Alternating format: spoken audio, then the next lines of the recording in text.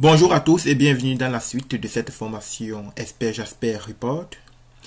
Comme je l'ai dit par le passé, il y a trois notions primordiales qu'il faut absolument maîtriser. Il y a les paramètres, les champs et les variables. Pour le cours d'aujourd'hui, on va exclusivement se concentrer sur les champs.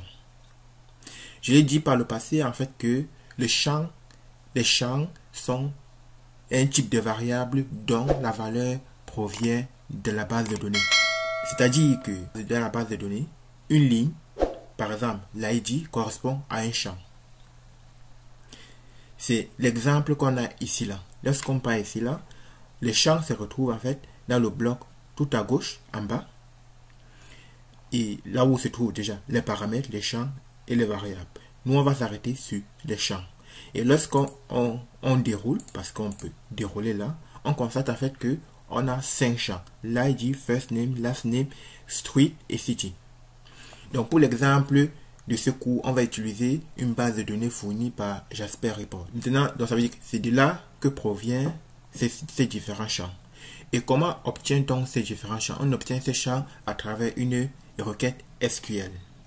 C'est-à-dire qu'à travers cette requête SQL, on peut décider d'avoir le champ d'une table ou bien de plusieurs tables. Donc cette fois-ci, on a le champ d'une seule table.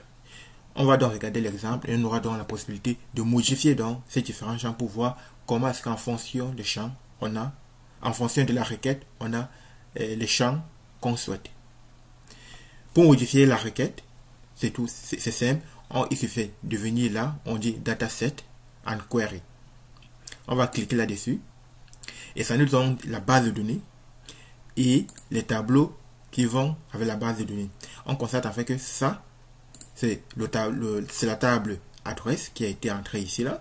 Lorsqu'on entre l'adresse, lorsqu'on entre, autant pour moi, la requête SQL, il suffit de faire read.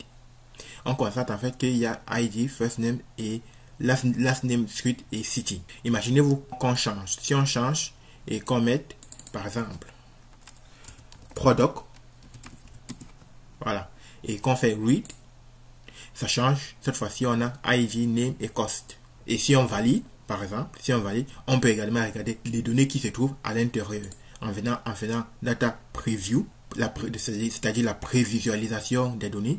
On va faire refresh preview data. On constate en fait qu'il y a plusieurs produits à l'intérieur de la base de données. Là, ça s'arrête à 10. On peut décider, par exemple, de visualiser jusqu'à 100. S'il y en a, on va faire read. Voilà, là, ça s'arrête à 50. Donc, ça veut dire que le maximum de données ici, là, c'est limite à 50. Voilà. Une fois qu'on s'assure que non seulement la requête est fonctionnelle et que les données y sont, on va tout simplement faire OK. Et on constatera en fait que les champs vont complètement changer. Allons-y. OK. Et qu'est-ce qu'on constate en fait ici? C'est que les champs ont changé. Donc, c'est-à-dire que on a maintenant ID, name et cost. Au-delà de ça, on peut également créer des champs. Supposons que je fasse, par exemple, cost. Il va falloir que je crée un champ, mais qui porte le même nom et que ça soit écrit de la même manière. Par contre, si je ne fasse pas et que je décide de créer un champ, je vais bien évidemment créer le champ. Qui décide de créer un champ, oui, comme ça. Et qu'on va laisser comme ça, on va dire test. Test. Voilà, on va enregistrer. Et qu'on va décider de mettre ce champ dans notre rapport. On va par exemple mettre ID tout simplement. Ça c'est pour faire un test. On peut le mettre là. On peut déplacer. On va mettre là.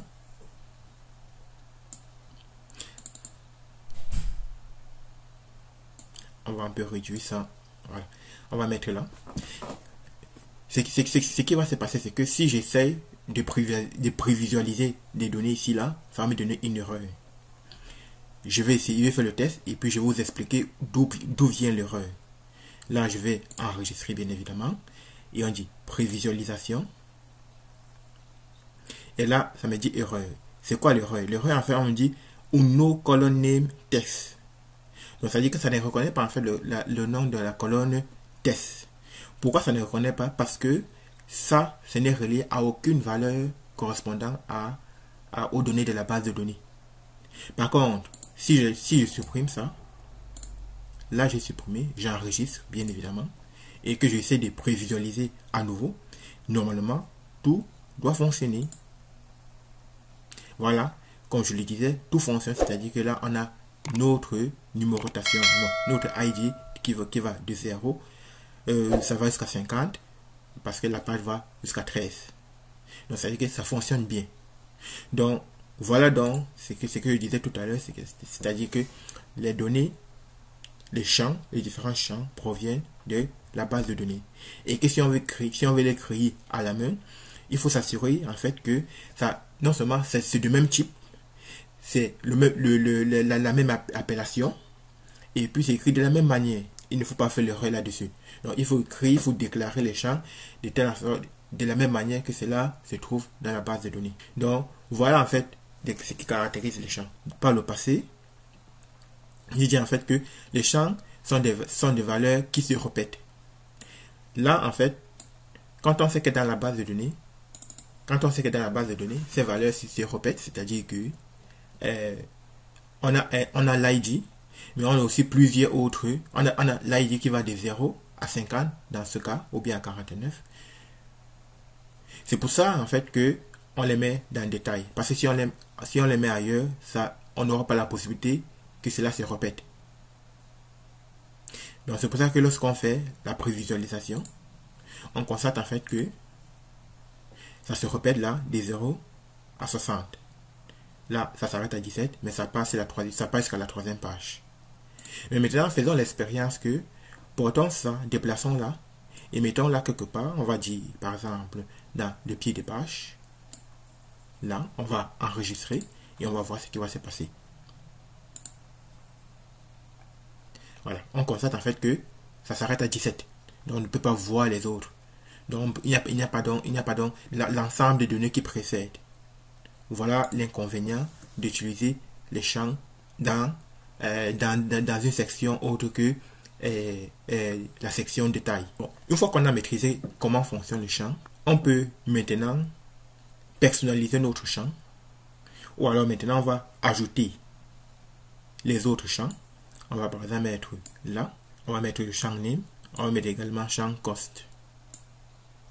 Voilà. Et on a mis les trois champs. Normalement, on va enregistrer, on va pouvoir visualiser nos champs. Et on a tous ces données-là qui sont bien et belles. Et les données qu'on a visualisées précédemment, c'est-à-dire que lors de l'écriture de la requête SQL. On peut bien évidemment personnaliser, c'est-à-dire que centrer par exemple les données. On peut centrer les données. On peut les mettre en gras. On peut même changer.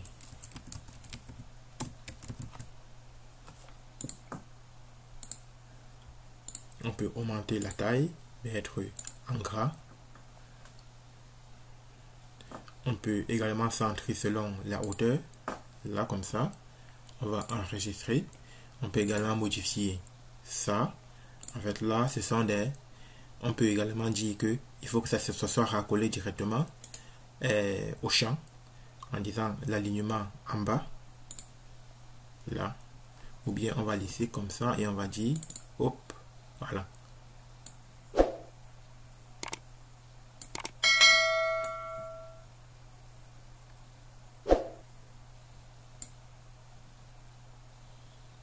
Là, on peut également centrer ça.